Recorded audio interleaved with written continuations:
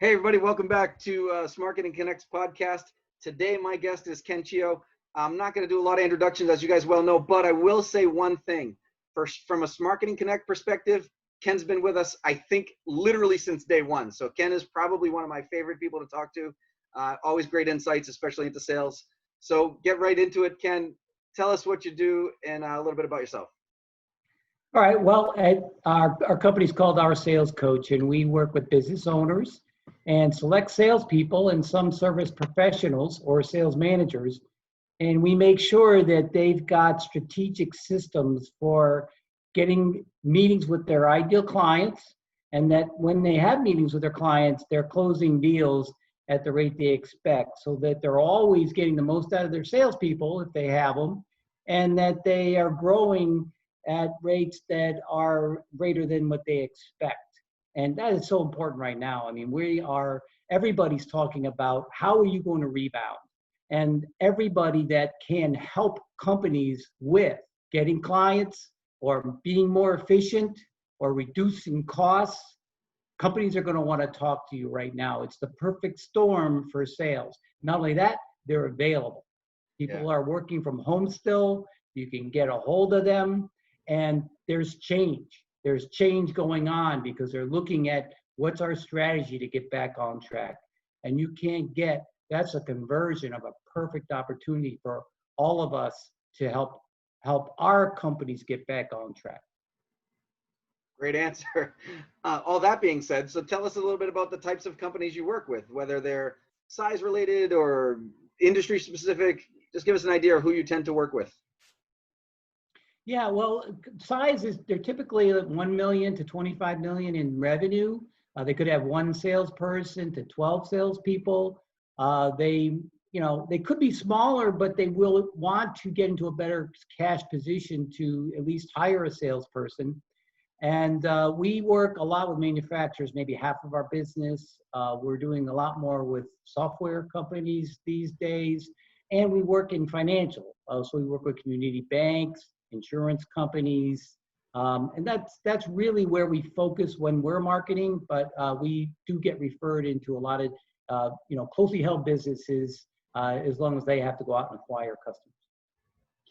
That's great. I just have one quick follow-up question because you mentioned one salesperson to 12 salespeople. But what if it's the owner himself or herself that's doing the sales? That doesn't matter to you either, right? You would take them on and help them as well? That's right. Yeah, we do work with companies like that, and service professionals obviously need to get the business and do the business. So maybe CPA, for example, but individual business owners, we do have them as clients, and they are out getting the business and doing the business, and among other things. Perfect. So one of my favorite questions here, Ken.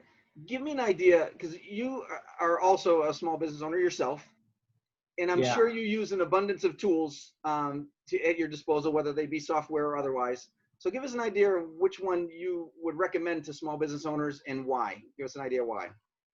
Well, without getting into any one tool, everybody needs to have some way to track things. You have to have a tracking system. You could use a CRM or you could use a spreadsheet.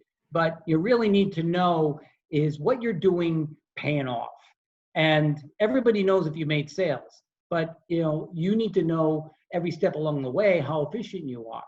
And so you want to know that the things that you're doing are being productive, and where are you getting stuck, if you're getting stuck, and where can you improve on efficiency? Without tracking, you'll never know that. And so you'll never be able to grow as fast as you can. Good point. Good point. So, and to your point, whether it's a CRM or some other methodology, at least make sure you're using some method of tracking. So the tool that you're talking about could be anything really, as long as it's tracking your process. Yeah, but you also have to be able to get data out of it. And I think that's the biggest problem with salespeople today, not using their CRMs if they have one, is just because they don't know how to get the data out to be able to tell them how efficient are they at the different stages in developing leads, into converting leads, into getting meetings or turning meetings into closed business or their proposal close rate. You need to know how to get the data out to really know where can you improve and where are you getting stuck. And so that's the key. And I think if business owners really knew how to get the data out and share that with their salespeople, there wouldn't be this problem of salespeople being reluctant to use it. Yeah. They would know how it's helping them make money. Yeah, very good point. Very good point. So let me ask you, this is a little bit different type of question where I'm assuming that you get questions about all facets of sales and marketing, even though you are really good at sales training. So when people are asking you, hey, I really need to go hire a marketing person or an SEO person, whatever facet of the piece of the pie that you don't manage yourself, what kinds of things are you giving them, or what kinds of advice are you giving them in the process of doing that? Yeah. So if you're looking to outsource like marketing,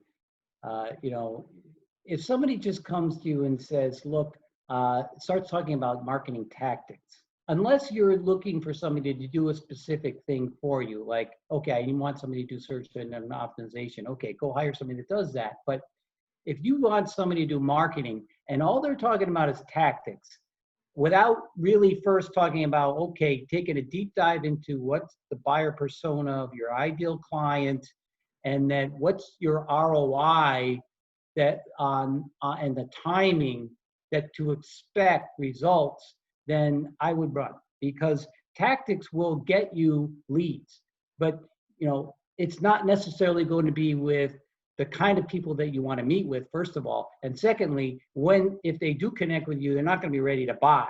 So if you really want a marketing program and that's what you want, then you need to set up some way to nurture these leads once you catch them and measure whether they really are the people you want before you get started on tactics. Because otherwise you'll get leads, but you won't get results. And sales, if you're out, not a lot of companies outsource sales like you do, Tom. And so you're kind of in a blue ocean there. Yeah. Ordinarily, if somebody's outsourcing sales, for me, it's like our manufacturers that hire a distributor, or they contract with an independent sales agency, or with software companies, channel partners. And I would say very few actually have really concrete goals, expectations. So that'd be my advice, is have some expectations. Let them tell you, what do they think they can do, and how will they do it, and who will they be bringing in as clients, and do a real qualitative analysis around their sales people and their relationships that they have, and then contract with them the right way. Yeah, those are the mistakes I see. So in the beginning, make sure they understand strategy versus tactics. In the middle of it, make sure they're producing results, and in the end of it, basically just make sure that your contract is clear and concise of what your expectations are. Right. Yeah. You should have clear expectations going in, and you can contract for that. Absolutely right. Perfect. And then you could work with them. You should do the same things that you should do when you hire a salesperson. Yeah. Clear goals, clear pathway to get in there, so that if that doesn't play out, the formula the way you expect it, that you can go in there and fix where it's broken. Yeah. And if they don't want to fix it, well, then you got the wrong partner. Got it. Right. All right. So this one is a little bit more comical, a little funny. Just makes people realize that we're human and we don't take life too seriously. So this question, Ken, I just ask people, if you could be a superhero, who would you be, and tell me why? I like Batman. Batman? I used to watch, I'm dating myself. I used to watch Batman when I was a kid, and, the old Batman, the TV show, because I think I always wanted somebody to be doing the pow and the zam for me, right? Yeah. And I like Batman. Yeah, I got to be honest with you, Batman was my choice too, mostly because he's a superhero without any superpowers. Yeah. I never I thought of just that. love that, right? But he had a cool car. Yeah, well, that too. Yeah. Yeah, All I right. have an old. So here's where we give you an opportunity to pay it forward, right? We're going to ask you, um, who do you know in our world in sales and marketing that you think would be a really good guest on this podcast that could give some insights that would really help small business owners progress their business? So do you have anybody in your mind that you could suggest that we should be talking to on this podcast? Oh yeah, I could think of a lot of people. Sure. Well, Christine actually that works for me. I know that's sort of self-serving, but Christine started a program just for women because she sold me on this. Took a while that women have different mindsets and approach sales in a completely different way, and it's a different dynamic when she's doing her training in a group of just women. It's an exciting thing to watch. I have a couple of PR companies that I think you might want to. I network with PR and marketing people, and so do you want names? Yeah, just give me a couple names. I'm Yeah, going to give them a shout I out. would. Yeah, I would say Steve Dubin and Jim Farrell. Excellent. Actually, Both no PR. Jim. Yeah, I know Jim. Yeah, I would definitely talk to him. He's a wealth of knowledge, and both of those guys have been doing what they do for so long, and they do it so well. And PR is something that so often is overlooked and can really get you a lot of mileage.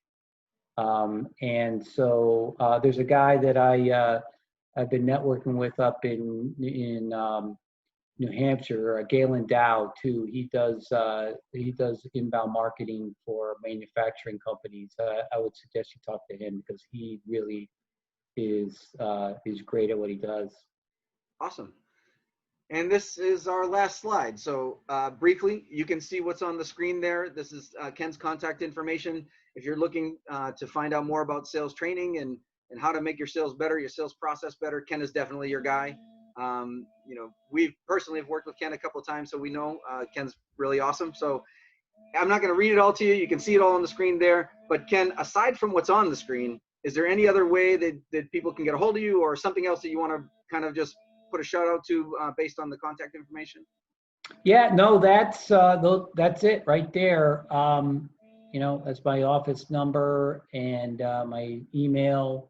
Email might be even better now because the coverage in the office is spotty now with but soon to change. Soon to change. And of course, if you remember nothing else on this podcast, you definitely can find Ken on Smarketing Connect. So if you, for some reason, lose this and you can't find this slide, you can hop on to Smarketing Connect and we'll make sure you get to Ken automatically. We'll connect you right away to Ken in one way or another. So Ken, thank you so much. I really appreciate it. It's been really awesome. A lot of fun for me. And it's been great catching up. Yeah, thanks, Tom. Safe selling, everybody.